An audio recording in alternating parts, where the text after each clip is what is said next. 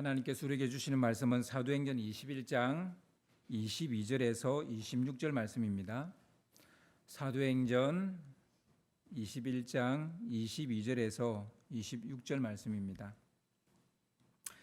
제가 한 절, 여러분 한 절 교독을 하겠습니다. 그러면 어찌할꼬 그들이 필연 그대가 온 것을 들으리니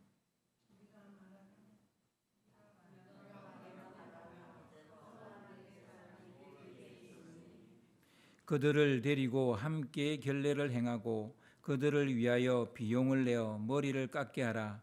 그러면 모든 사람이 그대에 대하여 들은 것이 사실이 아니고 그대도 율법을 지켜 행하는 줄로 알 것이라.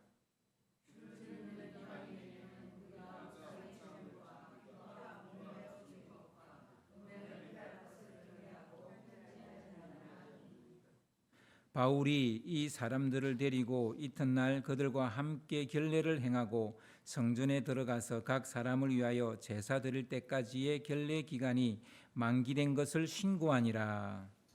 아멘. 오늘 각 목장별로 소풍 가는 날입니다. 그래서 30분 예배 시간이 좀 앞으로 당겨졌는데 또 이렇게 당겨져도 이게 습관이라는 게 무서운 건데요. 근데 이 30분 이게 바뀌는 게 쉽지 않은데 또 이 예배 시간 맞춰서 와주셔서 감사드립니다. 우리 옆에 계신 분들한테 오늘 즐겁고 행복한 시간 되세요라고 좀 인사 좀 나누시죠. 예. 사람이 살아가는데요. 필요한 금이 세 가지가 있대요. 필요한 금. 첫 번째 금이 뭐냐면 소금이에요. 예, 소금 없이는 못 살죠. 두 번째 금이 뭘까요? 예? 현금. 예, 현금이 있어야 됩니다. 현금이. 그럼 세 번째 금은 뭘까요? 예, 황금이나 뭐 현금이나 같은 거니까. 예, 세 번째 금은요, 지금입니다. 지금이라는 게 없으면 우리가 사실 못 살죠. 미래가 정말 중요하잖아요. 미래가 아무리 중요해도 지금 당장 해결할 문제가 생기면 미래는 지금 앞에서 전혀 힘을 쓰지 못합니다. 여러분 그렇지 않던가요? 예, 미래 일이 아무리 중요해도 지금 당장 급한 일이 생겨봐요. 그거 하러 가요. 그게 사람입니다. 그만큼 지금이라는 게 중요한 것 같습니다. 오늘 말씀해 보니까 예루살렘 교회 지도자인 야고보에게 지금 당장 해결해야 될 문제가 생긴 것 같아요. 지도자는 미래를 보고 미래를 준비하는 사람이긴 하지만 지금 당장 그 공동체 안에, 그 집단 안에, 그 회사 안에 어떤 문제가 생겼을 때 지금 그 불을 꺼야 되는 거죠. 발등에 난 그 불을 꺼야 되는 게 또 지도자죠. 그래서 지금이라는 게 지금 야고보에게는 굉장히 중요한 어떤 문제였던 것 같습니다. 그 야고보의 그럼 지금 자기 발등에 난 불이 뭘까요? 불쑥 찾아온 바울과 그리고 예루살렘에 살고 있는 유대인 사이에 벌어진 신앙의 갈등이었습니다. 그러니까 이방인 선교를 하고 있는 바울과 예루살렘에 있는 유대인과 유대인 기독교인 사이에 벌어져 있는 신앙의 갈등. 아니, 갈등이 아니라 거의 일방적으로 바울이 잡히면 죽게 될 거라는 것을 이 야고보도 알고 있었습니다. 이방인 선교의 선두주자인 바울을 야고보가 읽고 싶겠습니까? 또 그렇게 기독교인 때문에 혹은 유대인 때문에 죽는 게 좋은 일이겠습니까? 야고보로서는 바울이 예루살렘에 온 게 이게 굉장히 고민거리예요. 고민이 이만저만이 아니었던 겁니다. 그의 고민을 생생하게 보여주는 말씀이 바로 오늘 본문 21장 22절 첫 절 말씀인데요. 그러면 어찌할꼬, 지금 야고보가 하는 말이에요. 그러면 어찌할꼬 그들은 이제 유대인이나 유대인 기독교인을 말하는 거예요. 그들이 필연 그대가 바울이 온 것을 들을 텐데 들으면 가만두지 않을 텐데라는 그런 말을 하고 있어요. 그러니까 야고보가 볼 때 바울은 걸어다니는 화약고였어요. 누가 그 도화선에 불을 붙이냐의 문제지 뭐 뻥 하고 폭발하게 될 거는 너무나 자명한 사실이었습니다. 사도행전 21장 21절을 보면요, 오늘 본문 앞에 나오는 말씀인데 뭐 지난주에도 한번 읽은 말씀이라 제가 한번 읽어드릴게요. 그게 21절에 보면 바울이 하약고가 된 이유를 설명을 하고 있어요. 내가 이방에 있는 모든 유대인들을 가르치되 모세를 배반하고 아들들에게 할례를 행하지 말라고 말하고 그리고 또 습관을 지키지 말라 한 다음을 그들이 들었으니, 그러니까 이 유대인들과 유대인 기독교인들이 들었다는 거예요. 바울이 여기저기 다니면서 모세율법 안 지켜도 된다, 그리고 할례 안 받아도 된다, 그리고 여러 가지 율법의 규례들 이런 거 안 지켜도 된다, 이렇게 이야기하고 다녔다라는 것을 그들이 다 들어서 알고 있다는 거예요.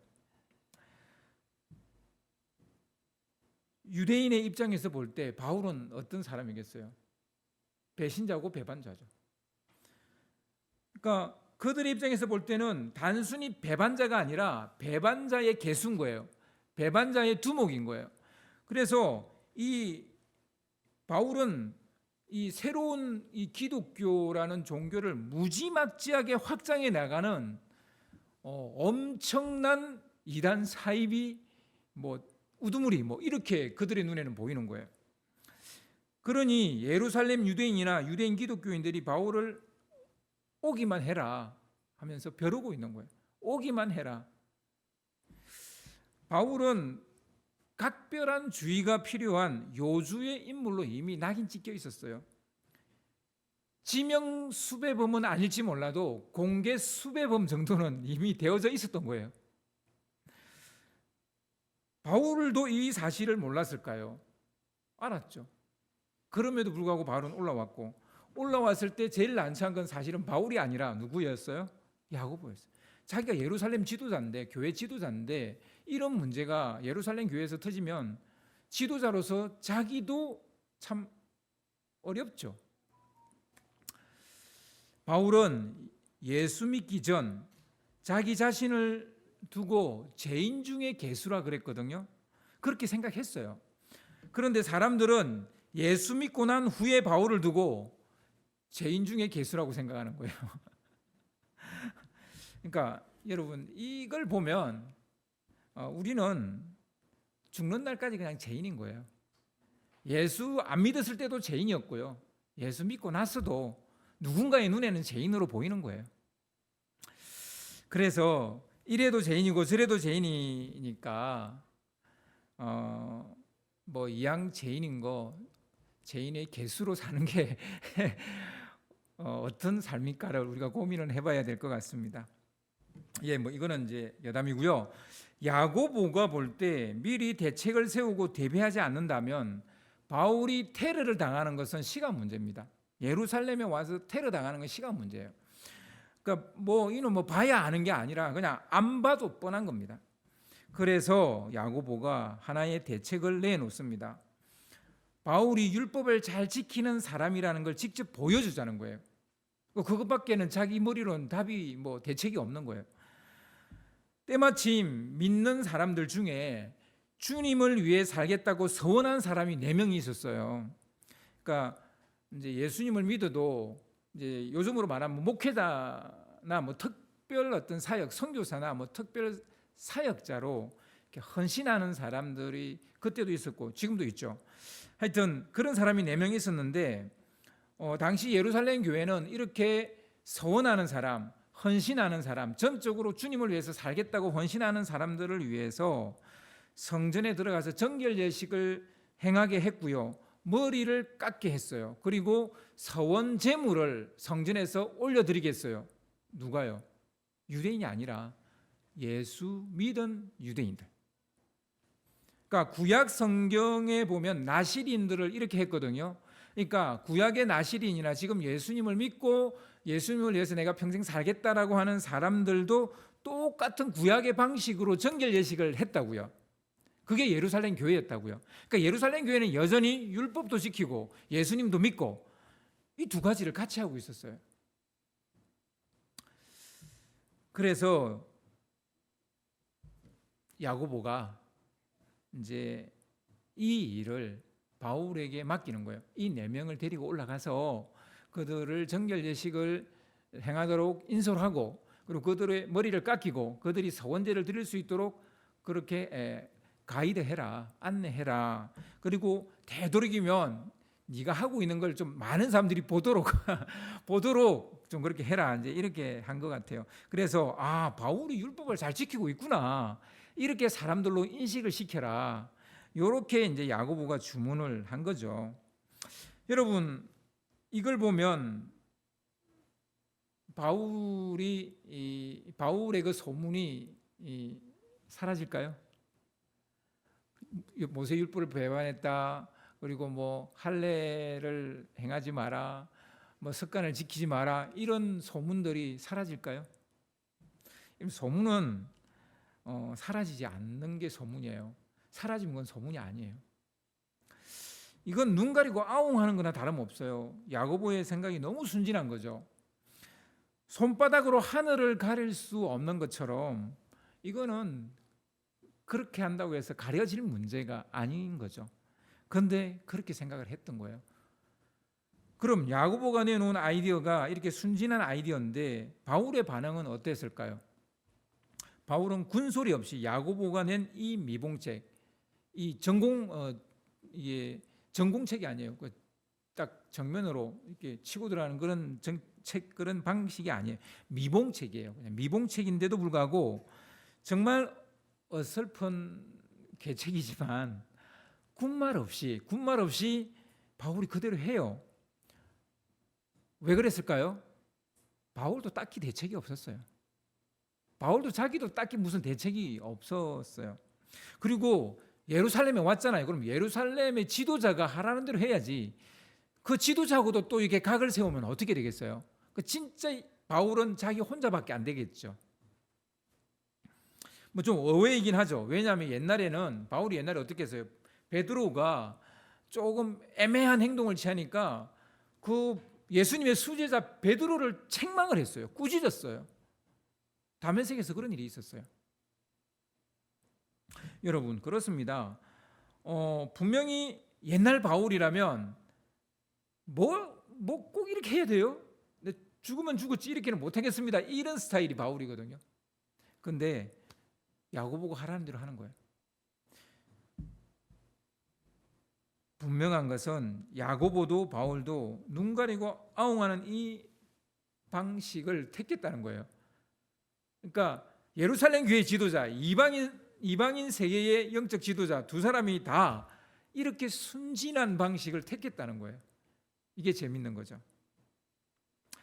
바울은 야고보가 연결시켜준 4사람을 데리고 가서 정결 예식을 행하고 머리를 깎이고 성전에 들어가서 각 사람들을 위해서 서원제를 드리도록 다 그렇게 이제 지도했습니다.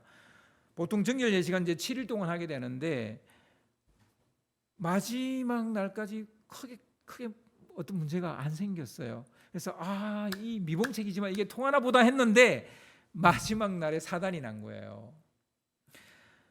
아시아에서부터 온 유대인들이 예루살렘 성전에서 바울을 본 거예요.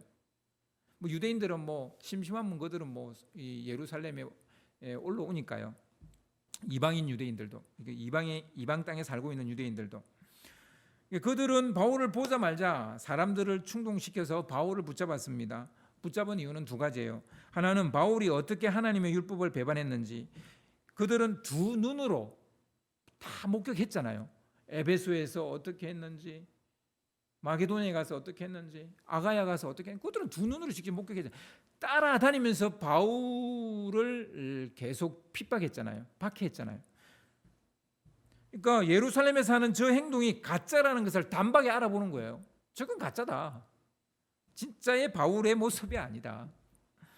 다른 하나는요, 그들이 바울을 이렇게 붙잡은 또 다른 하나의 이유는 바울이 헬라인 드로피모를 성전에 데리고 들어왔다고 착각했기 때문이에요.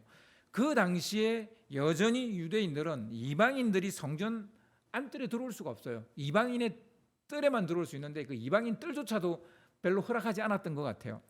아무튼 실제적으로 바울은 드로비모를 성전에 데리고 들어오지 않았어요. 들어오지 않았는데 그냥 예루살렘 시장통에서 바울이 드로비모를 데리고 다닌 걸 봤는데 성전에서 또 바울을 봤을 때 그 옆에 누가 하나 있었는데 그 사람이 드로비모로 보인 거예요. 이방인으로 보였던 거예요. 착각이죠. 그런데 아무튼 그들은 그렇게 봤으니까 사실 그들에게 착각이냐 아니냐는 중요하지 않습니다. 유대인들에게 그게 중요한 게 아니에요. 중요한 것은 바울이 모세율법을 배반하고 잘못 가르치고 있다는 그 자체가 그들한테는 중요한 거죠. 그들은 바울을 사로잡았습니다. 강제로 성전 밖으로 끌고 나갔습니다. 그리고 유대인들을 선동시켜서 그를 죽이려고 했습니다. 아마 로마의 군대 지휘관인 이 천부장이 나타나지 않았다면 바울은 스데반처럼 돌에 맞아 죽었을 거예요. 야고보가 제시한 아이디어는 진짜 말 그대로 미봉책의 임시엉변에 지나지 않았어요. 한마디로 손바닥으로 하늘을 가릴 수 있다 없다? 없는 거예요. 바울은 그런 사람이에요. 모세의 율법으로 우리가 구원받는 거 아니다. 할례 받는다고 하나님의 백성이 되는 거 아니다. 예수 그리스도의 보혈이 우리 가슴에 있어야, 예수 그리스도의 이름을 내가 영접해야, 그 십자가를 내가 믿어야 구원을 얻는 것이다. 그게 바울이에요. 그렇게 말하는 사람이 바울이에요. 그럼 예루살렘 왔다고 해서 이 바울이 바뀌나요? 안 바뀌는 거거든요. 손바닥으로 하늘을 가릴 수 없는 거죠. 오늘 말씀이 우리에게 주는 삶의 지혜는 진실은 그 무엇으로도 가릴 수 없다는 거예요. 그게 좋은 의도로 하든 나쁜 의도로 하든 그게 중요한 게 아니에요. 진실은 가려지지 않는다는 거예요. 아멘. 손은 하늘을 가리는 용이 아니에요. 왜 그렇습니까? 왜 손은 하늘을 가리는 용이 아닙니까? 너무 작았어요. 그래요. 손이 너무 작잖아요. 이걸 어떻게 하늘을 가려요? 그럼 손은 어떤 용도로 하나님 우리에게 주셨을까요? 하늘 문을 여는 용도예요. 손을 모으고 기도할 때 하늘 문이 열리는 줄 믿으시기 바랍니다. 손은 하늘을 가리는 용이 아니라 하늘 문을 여는 용이에요. 왜 하늘을 가리려 그래요? 여러분은 안 그렇습니까? 여러분 이게 양손 다 가지고 계시잖아요. 이 손을 어디에 쓰세요? 죄를 지어놓고 안 지은 척 하잖아요. 하늘을 가리는데 이 손을 쓴다고요. 손에 피가 묻어 있는데 안 묻은 척해요. 여러분, 우리 손은 내 죄를 가리는 용이 아니에요. 여러분, 아담과 하와가 홀딱 벗고 있다가 자기들이 죄를 짓고 난 선악과를 따먹고 난 다음에 자기들이 벗은 것을 봤잖아요. 그때 어떻게 했겠어요? 몸을 가렸겠어요? 하늘을 가렸겠어요? 뭐 저도 잘 모르겠습니다. 제가 있지 않았으니까. 뭐 몸의 주요 부위를 가렸든지 하늘을 가렸든지 아무튼 가렸을 거예요. 그죠? 손을 가리는 데 쓰기 시작했다는 거 언제부터? 죄를 짓고부터 손은 가리는 용이 돼버렸다는 거예요. 그런데 아니에요. 하나님은 지금도 우리에게 뭐라고 말씀하시냐면 너의 손을 하늘나라의 문을 여는 그로 사용하라는 거예요. 아멘. 우리 손은 하늘 문을 여는 용으로 기도하는 데 사용해야 되는 거예요. 세상은 한 뼘 손바닥으로 진리와 진실을 가리려고 합니다. 하지만 소용없을 겁니다. 야고보와 바울도 그걸 해봤는데 소용이 없었어요. 천하의 야고보라 할지라도, 천하의 바울이라 할지라도 손으로 하늘을 가리지 못했다고요. 그럼 우리라고 되겠습니까? 우리도 안 된다고요. 마치 세상의 논리가 더 옳은 것처럼 보여도 진리와 진실은 가려지지 않습니다.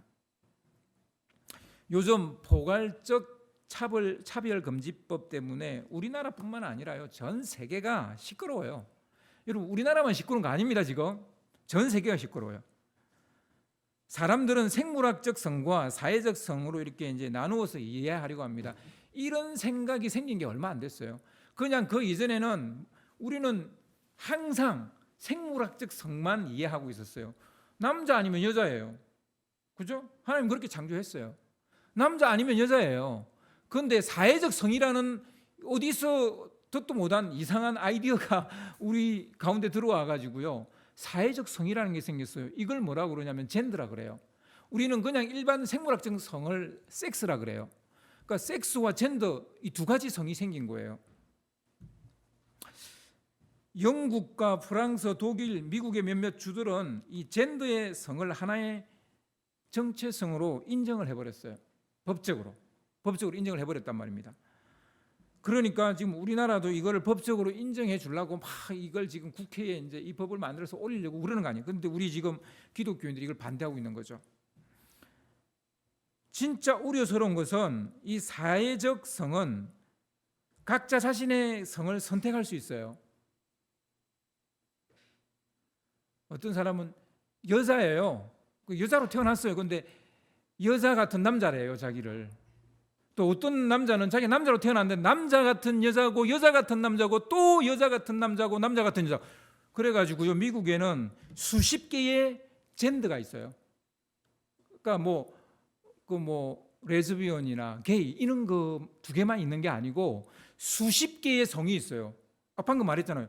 여자 같은 남자인데 남자 같은 여자입니다. 그래요. 그럼 뭐라는 거예요, 도대체? 잘 모르겠어요. 하여튼 또 어떤 사람은 남자인데 여자고 여자인데 남자고 또 남자인데 여자고 그러게 자꾸 몇 개를 붙여가지고 자기 성이래요. 그게. 그럼 그게 뭐예요, 도대체?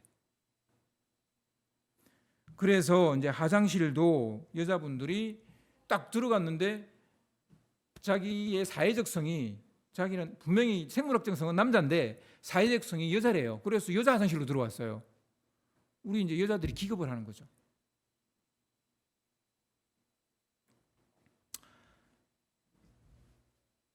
이것을 인정하는 바람에 지난 여름에 파리 올림픽이 난장판이 됐잖아요. 이거야말로 눈 가리고 아웅 아닙니까? 손바닥으로 하늘을 가리려고 하는 거 아닙니까? 진리와 진실은 하나님의 창조 법칙에 따라 남자와 여자로 창조됐다고요. 타락한 사람들이 이제 생물학적 정체성까지 뒤흔드는 혼란을 가중시키고 있습니다. 저는요, 노아 홍수가 나기 전에 그 시대의 노아 시대의 사회가 이랬다고 봅니다. 생물학적 정체성을 뛰어넘는 혼란이 그들에게, 혼동이 그들에게 있었을 거라고 봅니다. 그게 어쩌면 마지막 때의 모습이 아닌가 이런 생각을 해보게 되는 거죠. 여러분 기억하십시오. 그 무엇도 창조적 진리와 진실을 가릴 수 없다는 사실을요. 야고보의 계책은 미봉책으로 끝나고 예루살렘에 가서 다름을 해결하려고 했던 바울의 소임은 빛을 발하지 못했어요. 야고보의 미봉책도 그냥 힘없이 쓰러졌고요. 바울의 그 희망도 힘없이 쓰러졌어요. 바울은 한 발자국도 자기가 해결하려고 했던 그 문제를 해결하지 못했어요. 죽음까지 각오하고 예루살렘에 왔는데 해결하지 못했다고요. 자존심까지 버리면서 야고보의 계책을 따랐지만 아무것도 바꾸지 못했습니다. 바울은 예루살렘에서 시간만 낭비했고요. 선교적 사명을 위해서 제수의 몸으로 로마로 가겠다고 마지막 길을 선택해서 그래도 선교적 사명을 위해서 로마로 가게 됩니다.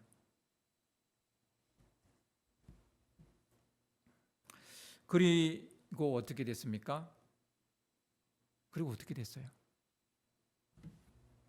야고보도 어떻게 하지 못했어요. 바울도 어떻게 하지 못했어요. 그래서 끝났어요? 아니요. AD 70년에 예루살렘이 멸망을 당했어요. 파괴가 됐다고요. 여러분, 손으로 하늘을 가리려고 하면 되지도 않을 뿐더러 도리어 야고보도 바울도 예루살렘에서 진짜 구원은 예수 그리스도의 이름에 있다. 예수님이 우리를 위해서 행하신 십자가와 부활에 있다라고 말을 했었어야 됐어요. 그런데 그렇게 못했어요. 아무것도 바꾸지 못했어요. 결국 어떻게 됐어요? 하나님이 예루살렘을 멸망시켜버렸다고요. 완전히 이스라엘이라는 것을, 유대인이라는 것을 완전히 멸망시켜버렸다고. 흩어져 버렸어요. 흩어버렸어요. 유대인들을 흩어버려 뿔뿔이 흩어버렸어요. 하나님은 바뀌지 않는 유대인들을 그냥 흩어버렸어요. 당신이 거하는 거처라고 구약에 보면 몇 번이나 말씀하셨는데 그 예루살렘을 파괴를 시켜버렸다고요. 그들은 그들의 전통과 율법주의로 하나님의 놀라운 구원 계획과 진실을 가리려고 했지만 하나님께서는 그들의 모든 것을 헐어버리고 진실을 드러내셨다고요. 여러분, 그래서 손으로 하늘을 가리려고 하지 마세요. 그냥 진실과 진리를 받아들이세요. 만약에 가린다 해도 가릴 수도 없을 뿐더러 자꾸 그런 짓을 하면 하나님이 흩어버린다고요. 파괴시켜버린다고요. 여러분, 하나님은 실수하지 않습니다. 분명히 당신은 당신의 뜻을 이루실 것입니다. 그래서 오늘 말씀을 통해서 천하의 바울이라 할지라도 야고보라 할지라도 하늘을 가릴 수 없다. 이것을 우리가 꼭 기억하시기를 주님의 이름으로 축원합니다. 오늘 이 말씀을 생각하면서 우리 찬양하기 원합니다. 하나님의 부르심이라는 찬양을 우리 하기를 원합니다.